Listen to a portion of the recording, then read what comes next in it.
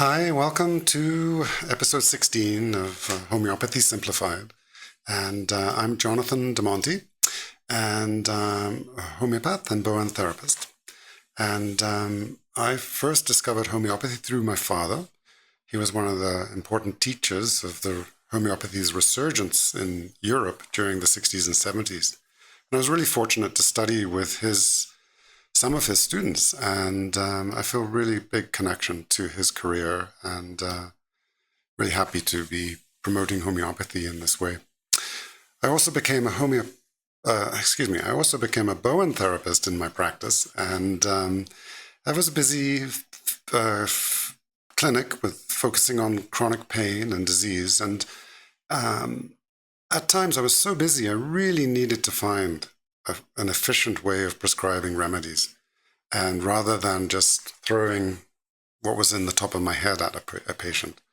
And so I attended many conferences, studied many different systems of homeopathy, and finally I came across one system that really works efficiently, reliably, and is amazing, actually. And I'm happy to produce a course to promote homeopathy in general and teach homeopathy's principles, and then the amazing system of medicine. So in this talk, we're going to cover choosing reliable remedies versus prescribing or just giving common remedies for common diseases, and why there's a difference, and what does that difference make? What does it mean when you prescribe something so reliably? So some of the problems that we have from prescribing in a rush is we have a natural bias called recency bias, which is the most common remedies we have in mind. And many practitioners will tell you, oh, it's amazing, I saw in the last month so many people with this condition and needing that medicine. And that's really probably a lot to do with recency bias.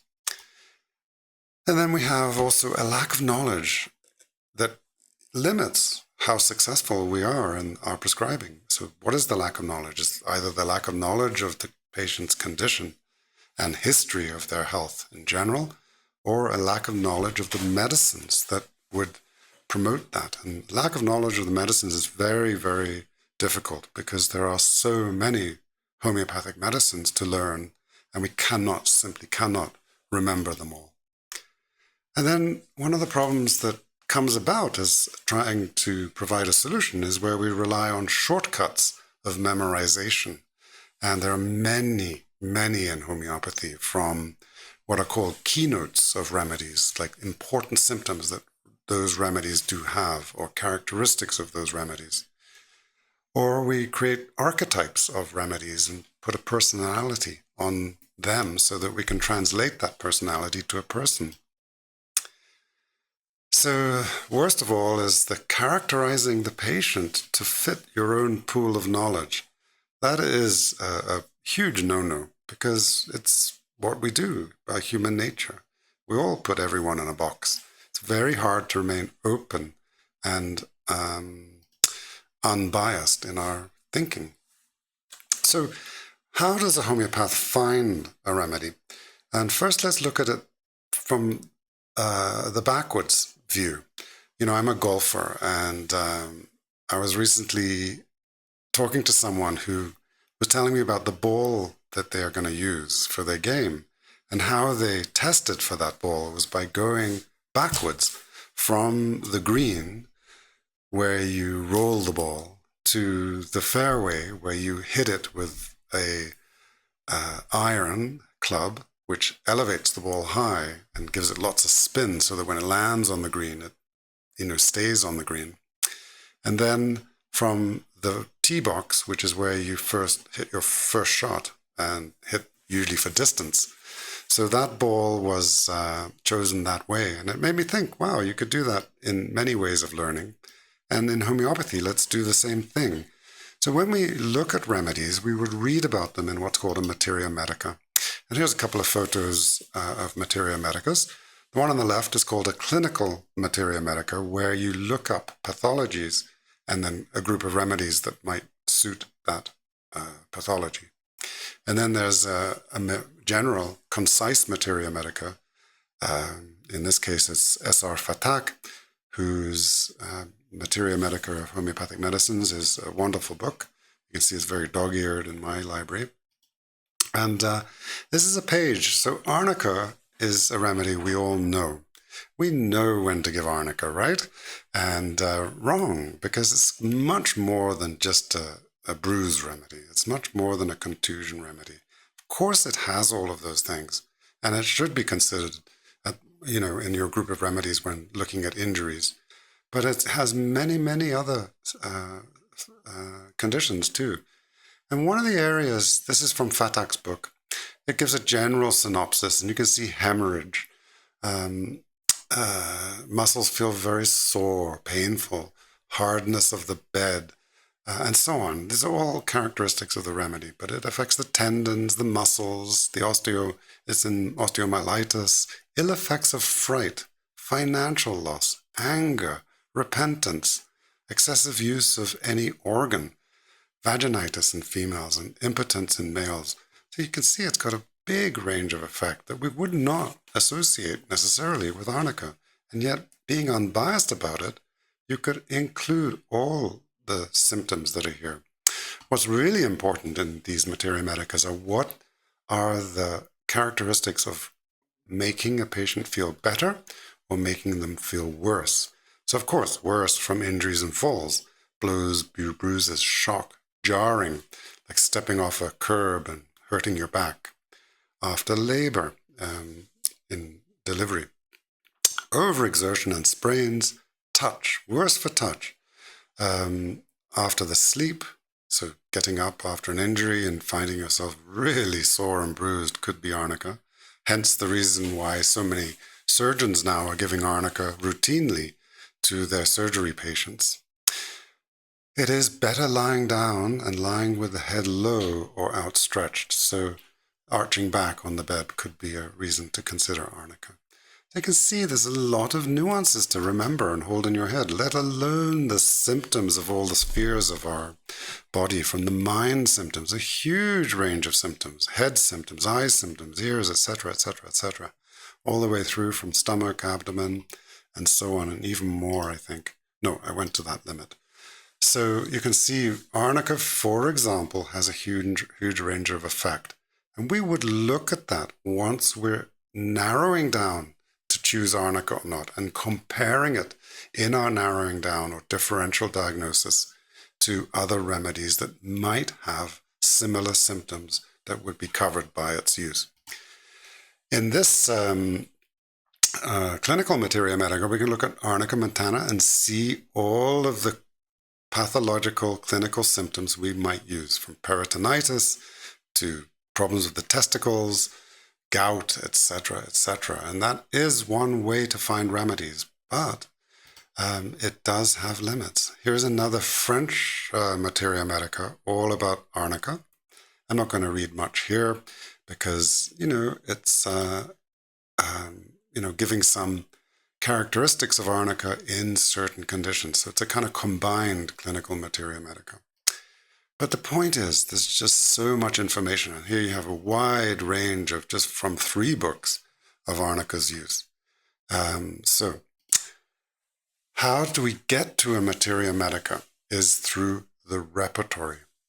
So let's give an example. Just a very random, off the cuff, not a real case sample. So arnica might be considered for the effects of an accident, such as would include the sequelae of effects of a blow to the head. So let's see what we have. Just in their mental state, you could choose any of these symptoms. Someone who might benefit from arnica could have the state where they just don't want to be asked, how are you doing? Are you okay? Anything I can do? They just want to be alone. They might be dull in their thinking from an injury. They might want to just sit quietly. They might say, I'm fine, when they're really obviously sick. They might be very sensitive to noise. They might not want anyone to startle them. And they might even refuse to take a medicine. However, arnica, you can see the abbreviation in here, arnica. Arnica in bold is very, very common for this symptom itself, what we call a rubric. Mind, well, says he is when very sick. That's how it's written. And but the point here is just to show how many other remedies could also have that symptom. So you cannot just choose based on one symptom. If I put all of those remedies into a computer program that repertorizes or analyzes the data of those remedies, we could see that many remedies have many of those symptoms. This is just the mind. Let's look at what would happen if you added in physical symptoms as well. There might be all those things. Want to sit alone, not be wanting to be consoled. They might be sensitive to noise. They might have photophobia, very common from a head injury. Pain in their neck might be another sequelae. Pain in their back as the nerves spasm and tighten up the muscles. Shocks and injuries, and they definitely don't want to be touched. And you can see, again, hundreds of different remedies. So if we put that into a repertorization, using a more complete analysis of the case, just fantasy case, by the way, we can see that other remedies are equally strong in their representation. Natrum muriaticum, arnica, belladonna, nux vomica, aconite. So many, many remedies. And so how do we differentiate when we go with such common symptoms? You really have to take your pick and read through the materia medica of those remedies. So another way we look for remembering remedies is what we call keynotes, which are very strong characteristics of a remedy. And these are those that are good for arnica. So injuries with blood, good for sprains, after surgery, can be used in arthritis, bruised feeling, everything feels too hard, even the bed, the pillow, etc. Long consequences of trauma, main remedy for symmetrical eruptions. Very interesting. I wouldn't remember that. I mean, it's so unusual, and yet I honestly don't have the brain for that kind of memorization. Epistaxis, bleeding of the nose while washing the face. Well, that's quite common, actually. Hot head, cold body. Injuries of the head and seizures, which follow head injuries. You can see there's a very characteristic of head injury. And sure, we might remember arnica, and we'd be very, very lucky and very likely to have a good result. However, without doing a case and going through all of the symptoms, we're not going to be reliable. And reliability comes from using the complete case and all the symptoms, not just a narrow view of the condition alone or the remedy alone. And I always talk about these 4 important nuanced characteristics of a case. We want to know, where is the symptom? Where is the location? What is the sensation or the pathology of the condition, where it is? And then we want to know, what are those things that make the patient and the patient's symptoms feel better, or what are those things that make those things worse? Why do we use that? Because it really helps narrow down which are the remedies we should most likely differentiate. And then we want to look at what are accompanying symptoms, concomitant. So in our list of symptoms from this case, we went through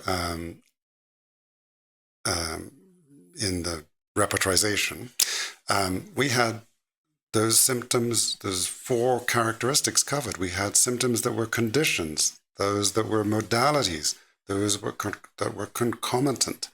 So more precisely, mind, sit, inclination to, is a condition. Mind, consolation aggravates, is a modality. Mind sensitive to noise is also a condition. It's a state of being after the injury. Eye photophobia is a location, very good location symptom. So the remedies we choose must have those in it, because then we're not covering the whole spectrum of symptoms from the injury. Back pain, neck pain. So they're either concomitant or location. And shocks after injury, concomitant. And then general touch aggravates is a modality. So you can see just by looking at a patient's state more completely, we can feel that we have a more complete picture of their symptoms. And therefore, the remedies we would choose would also have a more complete representation of the symptoms. And we can see that natrum myrrh, arnica, belladonna, nux aconite, etc. are really well representing the case. And in fact, many of those remedies could well benefit the patient. We might lean on arnica because it is so renowned as an injury remedy and it's just the pathology. But it is important to understand that we get a group of remedies and then differentiate those remedies. So this is the traditional way. There is actually a much more reliable method that I teach in Homeopathy Simplified. So all of these are to introduce you to the complexities of homeopathy, and then definitely there's an offering of a more simplified method. So, and by the way, I'll say this, that a computer program just speeds up your mistakes, not solves them. It's really about what you do in your head that matters when you work as a homeopath. Not even just working as a homeopath, but just treating family and friends or yourself. It's all the same process. So thank you very much. I hope you enjoy these podcasts and video casts, YouTube videos. And do subscribe if you're on video. And then also go to homeopathysimplified.com and register for the emails, because there's also lots of interesting things coming that way too. Thanks so much. Talk soon.